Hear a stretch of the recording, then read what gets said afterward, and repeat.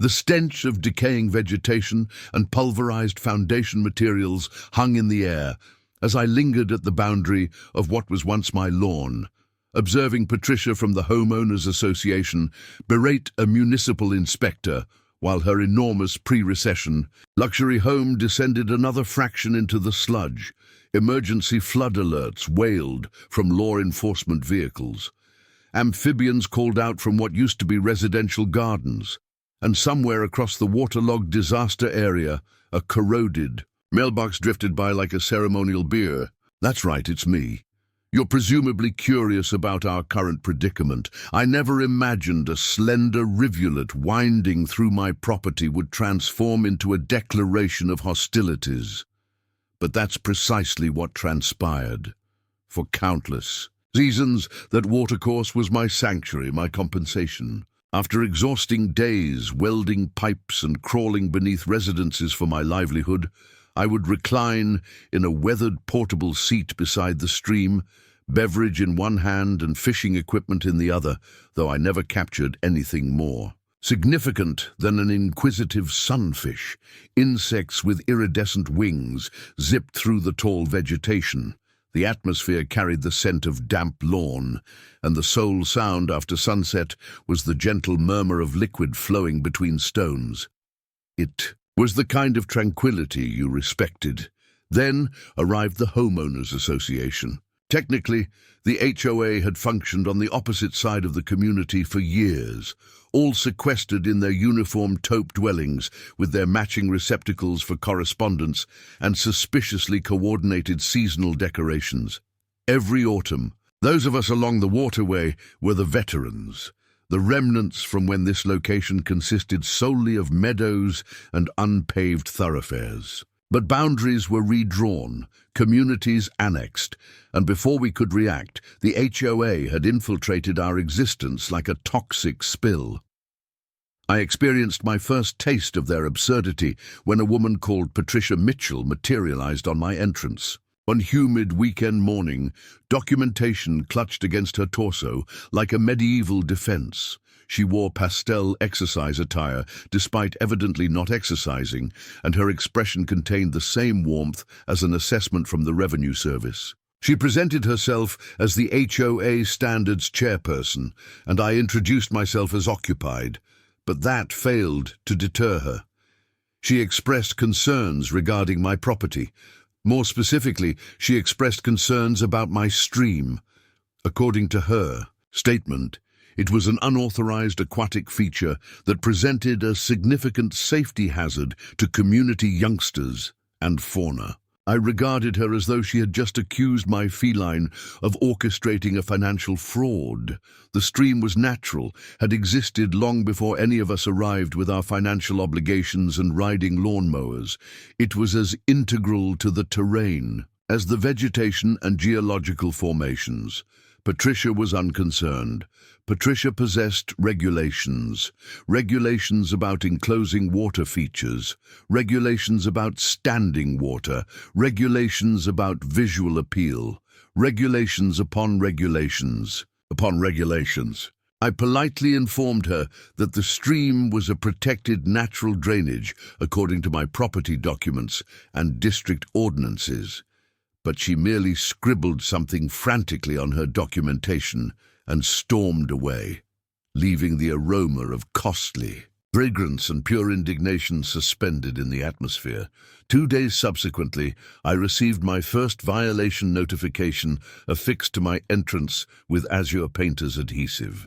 It accused me of unauthorized landscape elements, hazardous exposed water, and attracting non-indigenous species because apparently amphibians now qualified as foreign invaders. I disregarded it. 7 days afterward, I received a second notice, this time threatening financial penalties of $100 daily unless I submitted a proposal for bringing my property into compliance. I responded with a straightforward correspondence citing district codes and attached a reproduction of the property survey demonstrating the stream's official status. They answered by scheduling a mandatory inspection. That inspection turned out to be three individuals I had never encountered before, wandering around my property with measuring devices and mobile phones, capturing images as though they were constructing evidence against me for atrocities. Patricia, supervised from the perimeter of my land, tapping her footwear impatiently as I stood there, arms folded, challenging them to step even slightly into the stream itself.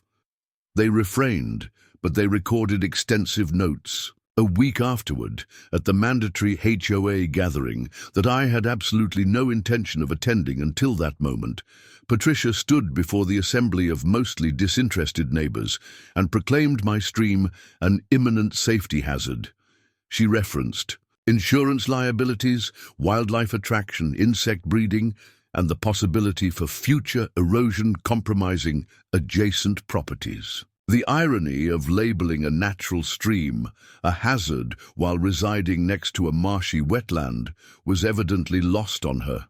When I rose to dispute her claims, she smiled sweetly and presented me with a collection of documentation, demanding I either enclose the entire stream, eliminate it entirely, or submit to weekly HOA inspections for the following year at my own expense.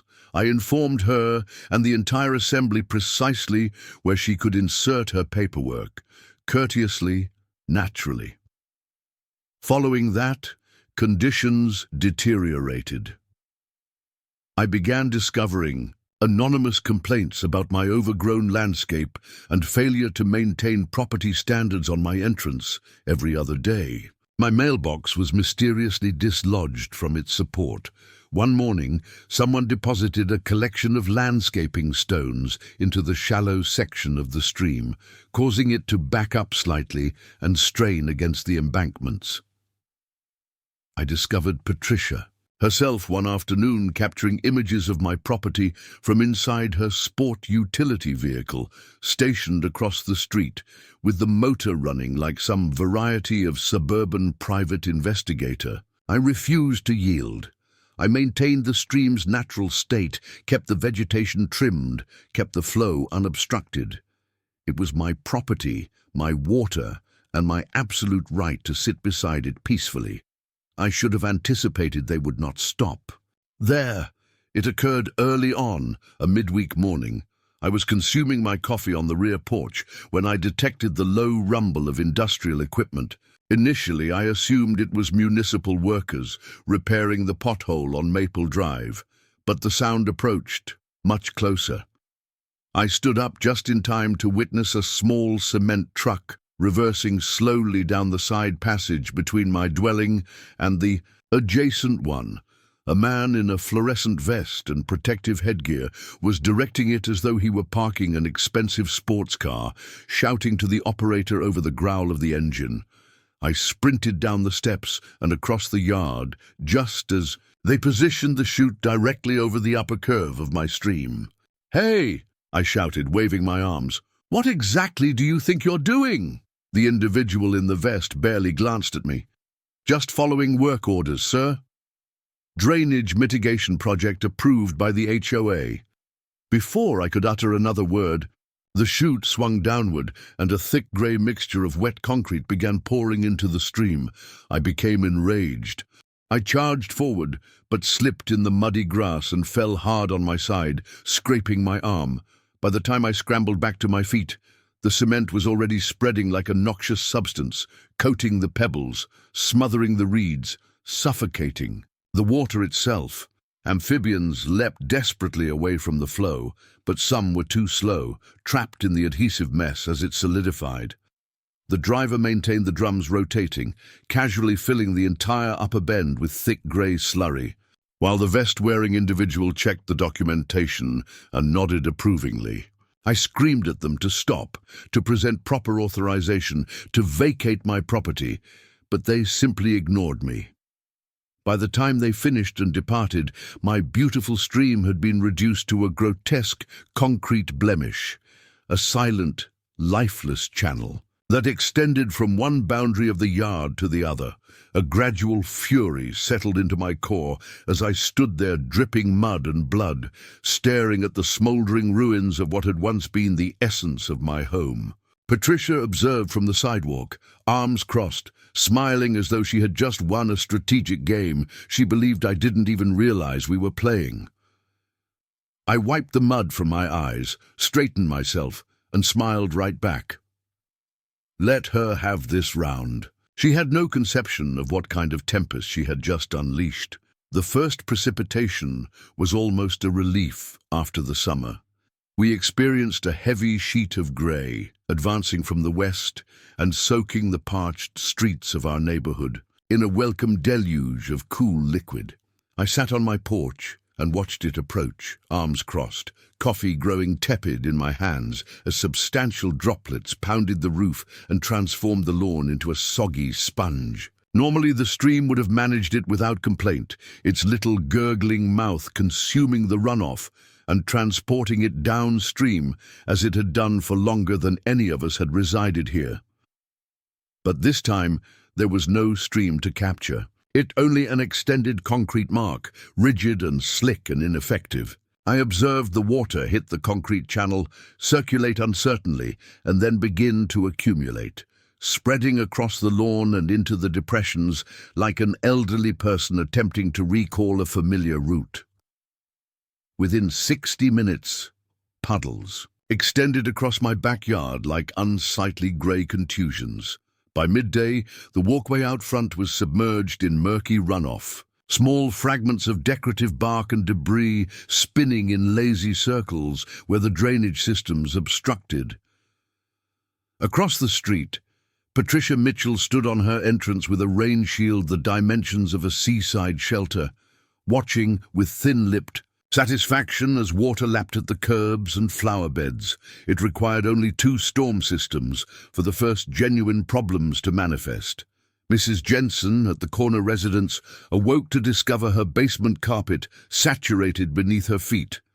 Mr. Wagner's vehicle was damaged financially. The Alvarez family had to barricade their front entrance when a stream of runoff cascaded down the incline of their yard directly toward their veranda.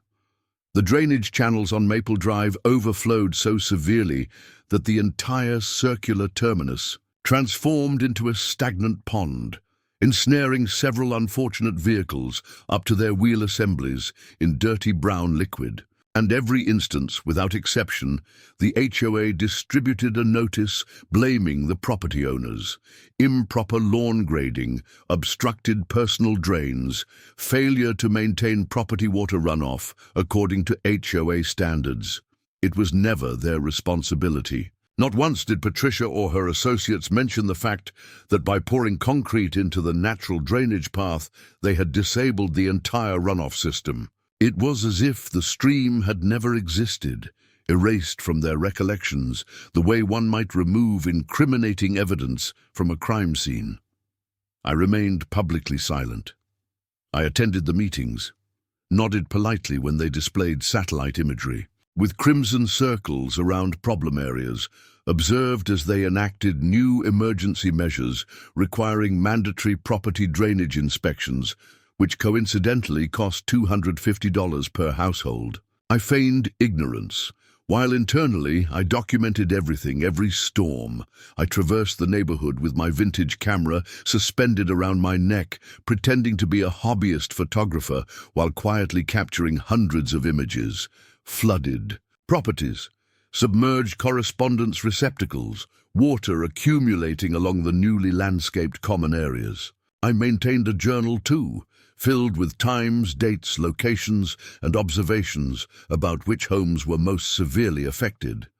I even began operating my old aerial drone after the more substantial storms, capturing aerial views of the way the water flowed, or more accurately, failed to flow. Nobody appeared to notice. They were excessively occupied with quarreling. Because as the water problems intensified, so did the animosity between neighbors. Mrs. Jensen accused the Alvarez children of obstructing the storm drain with a soccer ball.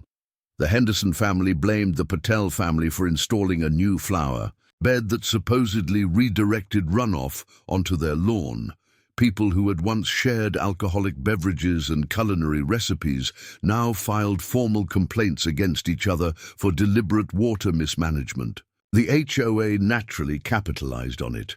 They appointed Patricia to lead a new flood mitigation task force, which primarily seemed to involve her writing increasingly aggressive violation letters and implementing emergency fines with 0 votes. Meanwhile, the actual drainage infrastructure continued to deteriorate under the pressure. The few storm drains we possessed were never designed to handle the complete runoff of our area without the natural stream performing its function, and they collapsed under the weight of the storms, like an individual attempting to breathe through a narrow tube.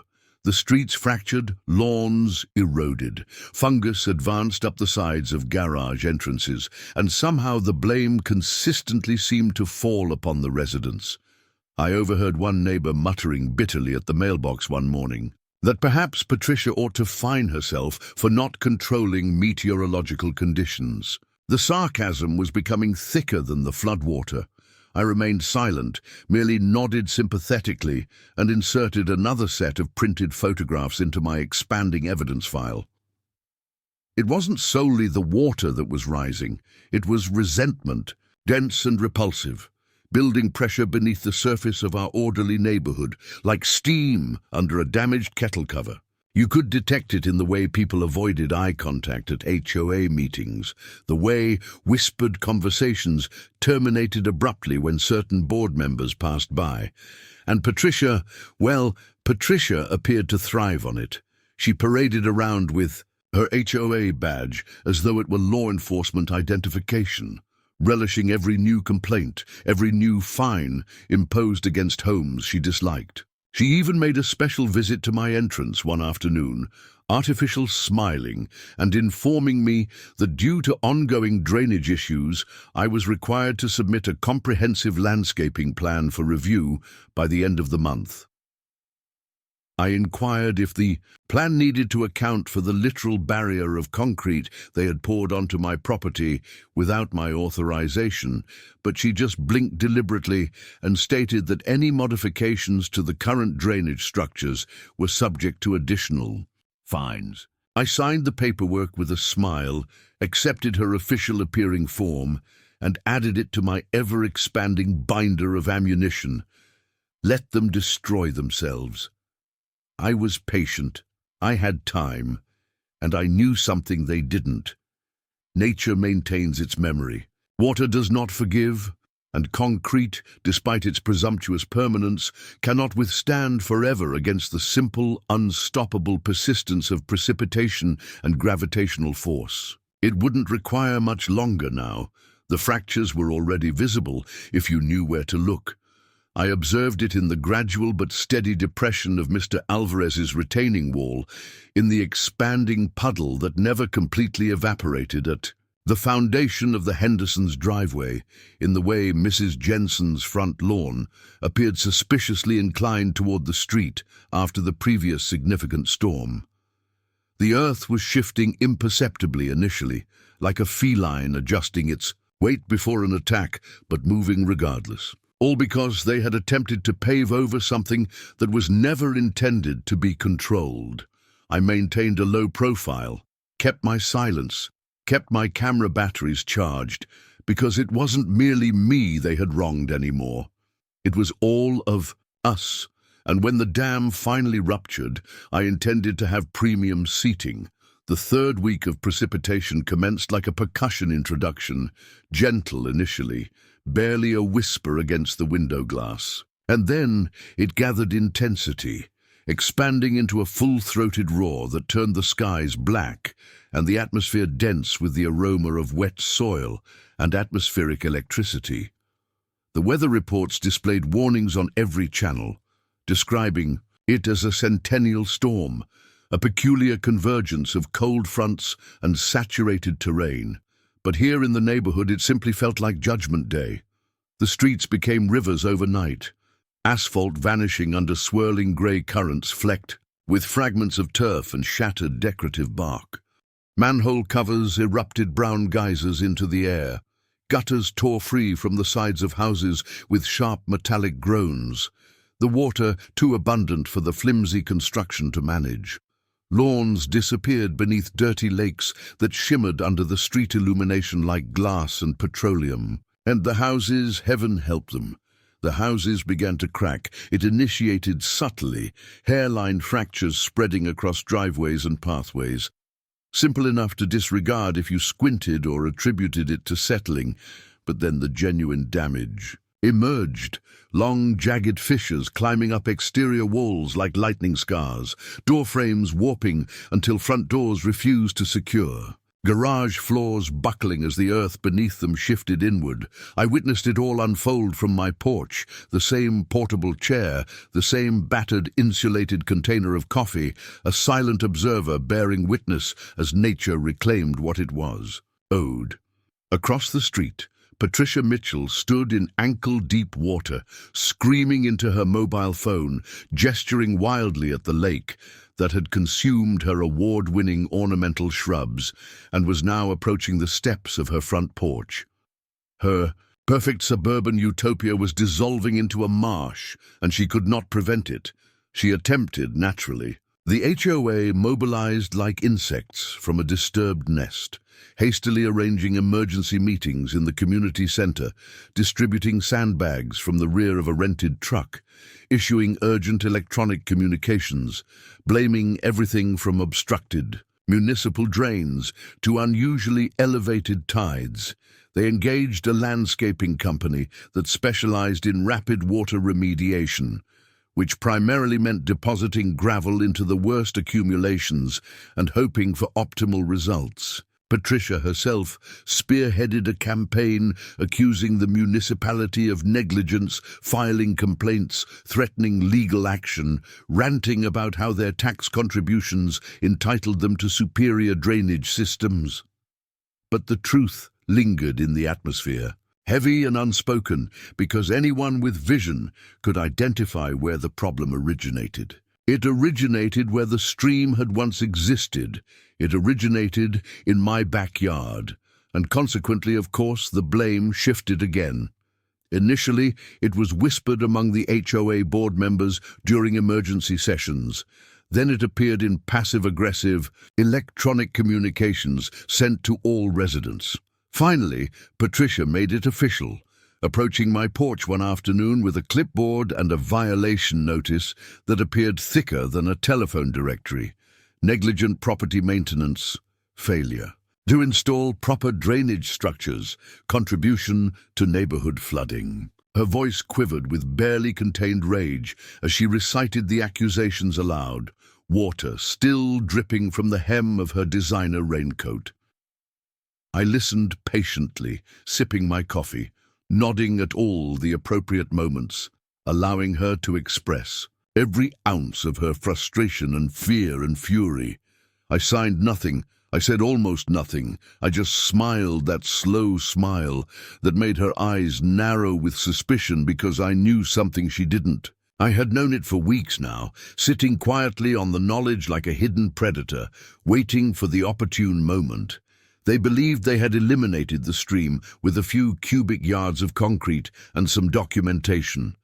But streams, authentic. Streams are stubborn entities.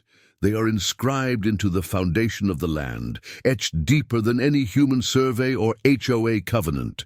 The water had not vanished. It had simply gone underground, penetrating through the soil, following its ancient paths, saturating the ground layer by layer until it could no longer be ignored. The foundations were fracturing not because of obstructed drains or heavy precipitation alone. They were fracturing because the earth itself was shifting, expanded with trapped water, straining against the unnatural barriers humans had foolishly constructed. And I possessed evidence.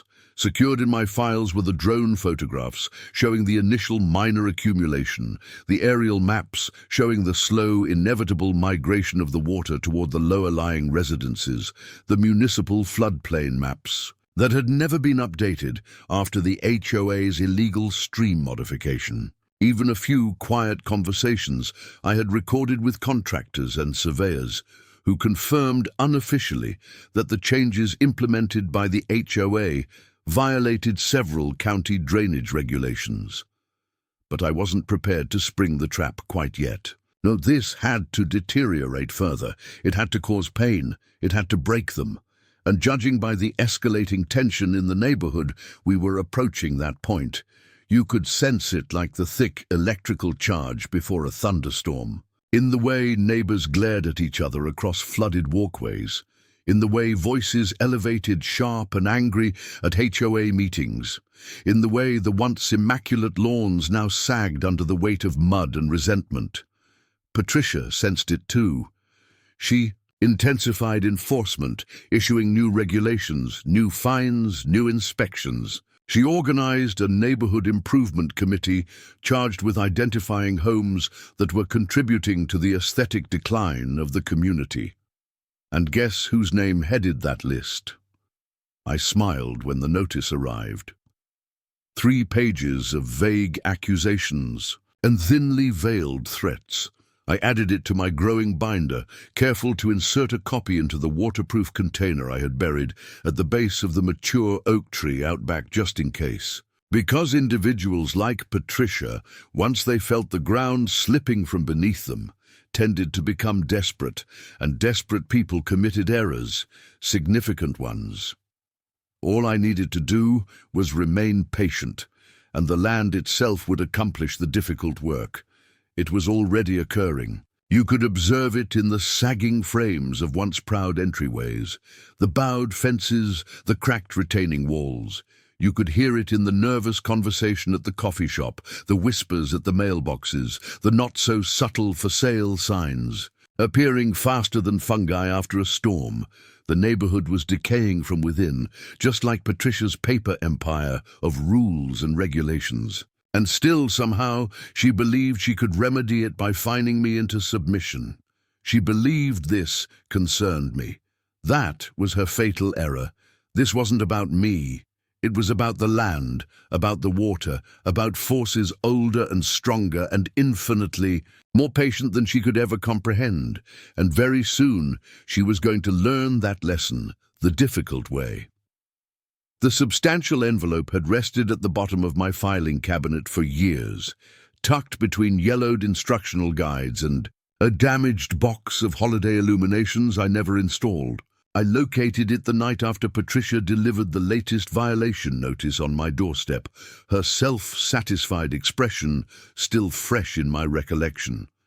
It had been pure obstinance that propelled me into the garage that night, flashlight secured. Between my teeth, searching through old containers until I found the worn blue folder my grandfather had presented me when he transferred the property. "Might be useful someday," he had said, and then promptly declined to elaborate. I opened the envelope with the edge of a screwdriver and discovered a treasure trove inside. Original land surveys dating back to 1952, a certified correspondence from the County Water Authority dated 1978, confirming a permanent natural drainage easement running directly through what was now my backyard. Copies of state environmental protection orders recognizing the stream as part of a protected watershed. In other words, concrete official evidence that my small stream was not merely an attractive feature, but a legally protected drainage route, one that no Homeowners Association, regardless of how intoxicated with authority, had the right to fill, obstruct, redirect, or otherwise interfere with.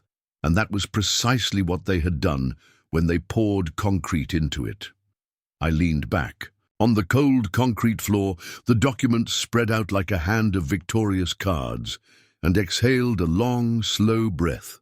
They had erred monumentally, but proving it would require more than simply waving these papers around at the next HOA meeting. I needed the appropriate people to examine them.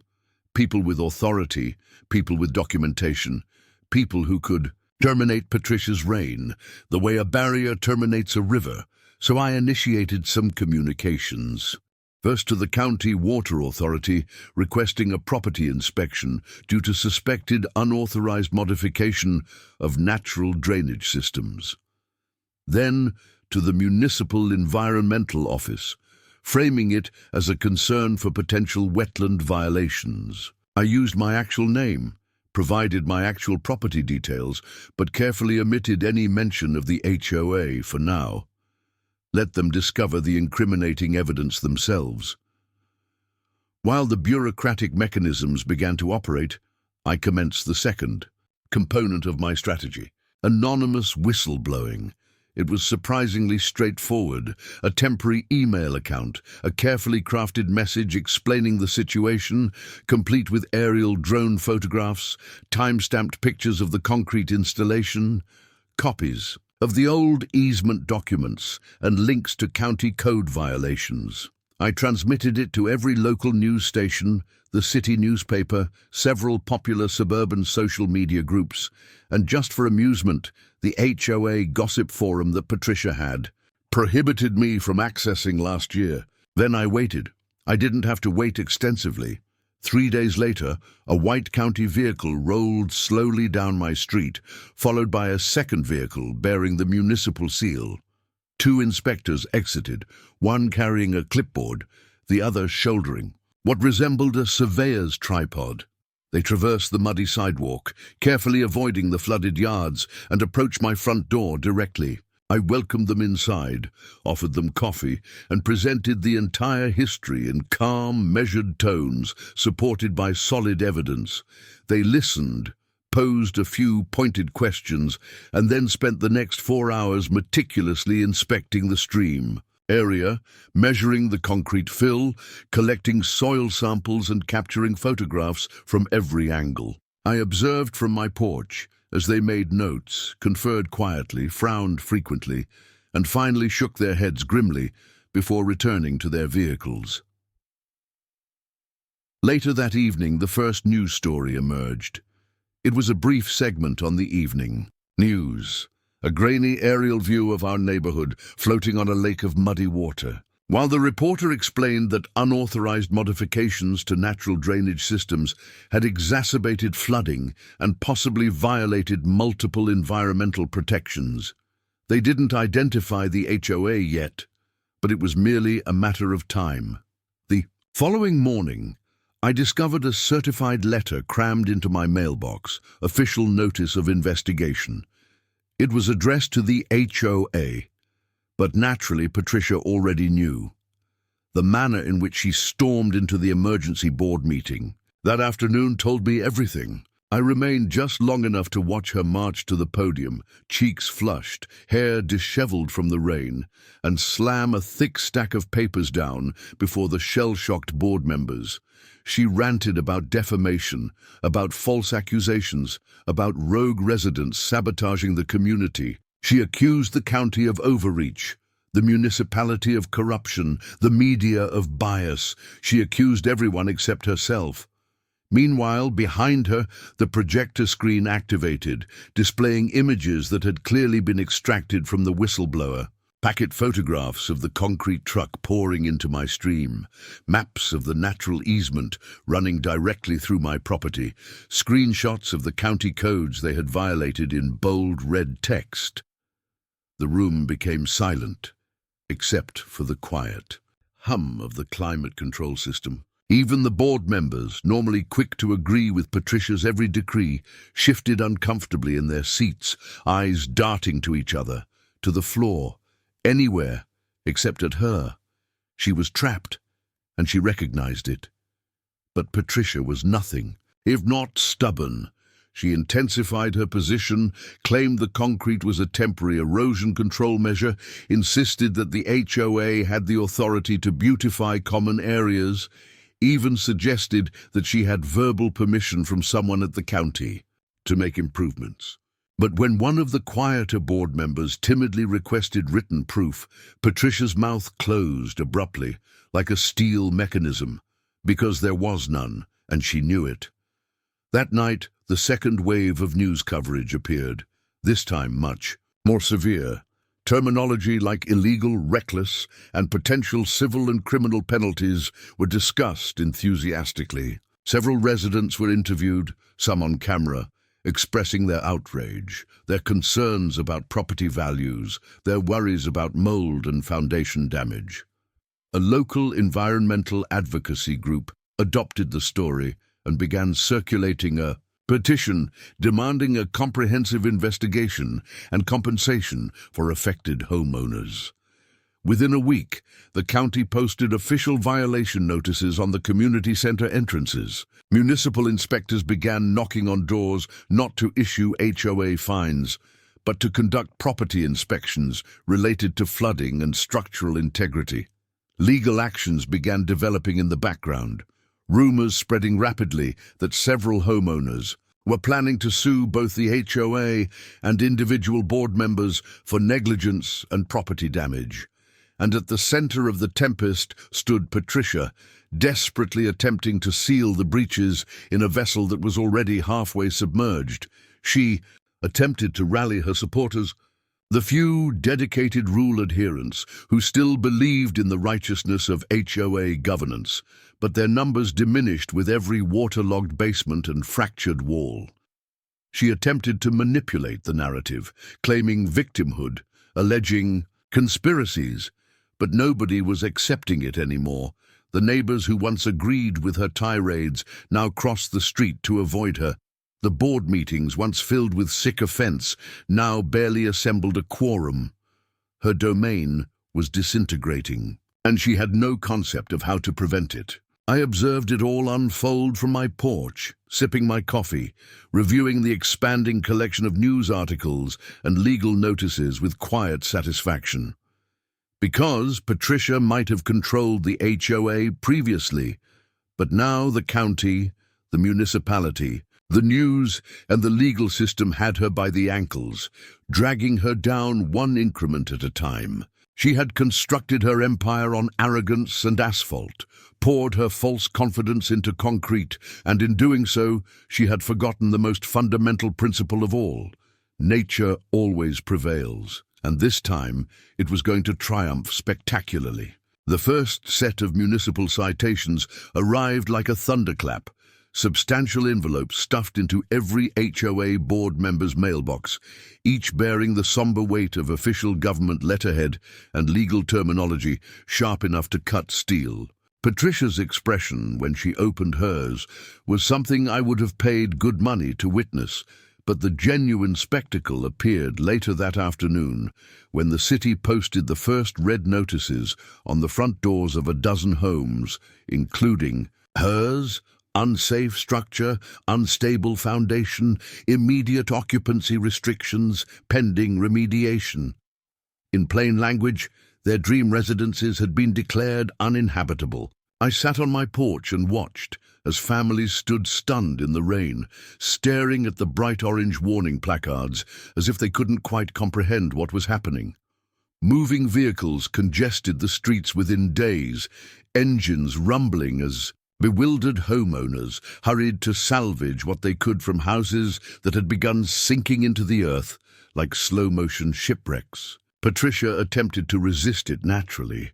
She engaged legal counsel, threatened to sue the municipality, screamed at the inspectors in her driveway until her voice cracked, but it was futile. The damage was too evident, the evidence too overwhelming, the documentation of negligence too substantial to ignore. The final blow came from the insurance companies. When the initial claims were submitted for water damage, foundation collapse, and mold remediation, the adjusters descended like scavengers and stripped the remains bare. Act of negligence, they declared. Policy violations, failure to maintain proper drainage structures. Denied, denied, denied. No reimbursements, no repairs, no hope. Without insurance funds, the homeowners were trapped, their properties worthless, their mortgages depleting them financially. Foreclosure notices began appearing in windows like paper apparitions. Patricia's own residence, once the pride of the neighborhood with its manicured vegetation and pseudo-classical columns, was the first to be condemned entirely. By the end of the month, she was residing in a borrowed recreational vehicle parked. At the distant end of the development, the wheels gradually sinking into the same mud she had unleashed. The HOA collapsed shortly thereafter.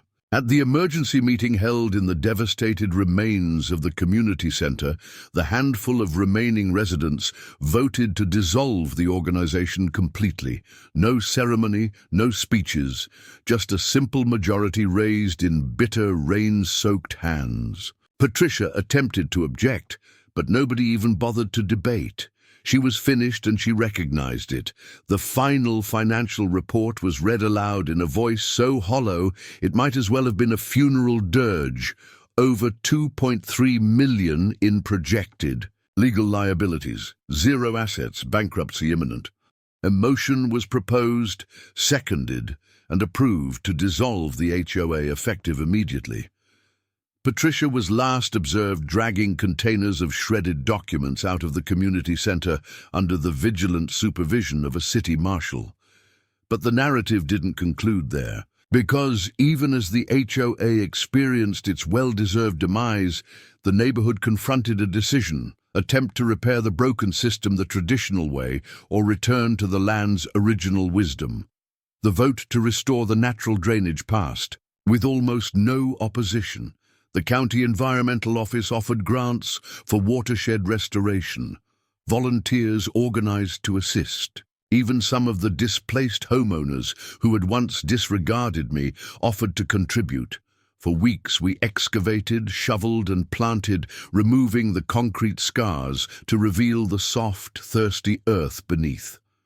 We redirected the water along its ancient path, not with conduits and mechanical systems and asphalt, but with indigenous grasses and willow trees and carefully positioned stones. The first occasion the stream flowed again, clear and cheerful through my backyard, it was like hearing an old companion call my name after a lengthy absence. I sat beside it, legs suspended in the cool rush of water, and smiled as the dragonflies returned. The frogs croaked in the reeds, and the terrain itself seemed to exhale in relief.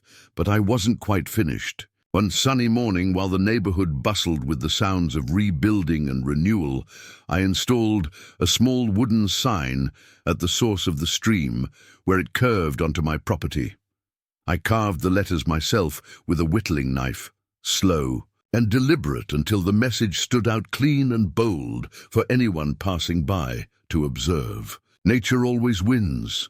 It wasn't spite, it wasn't gloating, it was truth, pure and uncomplicated. For all their regulations and fines and concrete and arrogance, they had forgotten the oldest law of all, that regardless of how high you construct your barriers, regardless of how many documents you sign or stamps you apply, you cannot conquer the land forever. It remembers, it waits, and when the moment is appropriate, it reclaims what belongs to it. Patricia departed the neighborhood shortly afterward, towing her damaged recreational vehicle behind a corroded pickup truck with a fractured rear window. No farewell celebration, no procession, just a few curious glances and numerous relieved sighs. The house she once dominated now sat abandoned, partially consumed by the very swamp she had helped create, a monument to arrogance and foolishness. The new families who relocated there never inquired much about the past. They observed the restored stream, the lush wetlands, the healthy trees and thriving gardens, and they were satisfied to let the land narrate its own story. A superior story, an enduring one. Occasionally I still find myself sitting by the stream, watching the water dance over the stones, listening to the frogs sing at sunset. Feeling the earth solid and secure beneath my boots, I pass my fingers over the rough wood of the sign and smile to myself, because I understand what it costs to secure this tranquility. And I know that regardless of what occurs next, regardless of who attempts to tame it or possess it or reshape it, the land will persevere. It will remember. It will prevail just as it always has. If this tale resonated with you, don't forget to share it with others who appreciate stories about nature's quiet persistence against human hubris.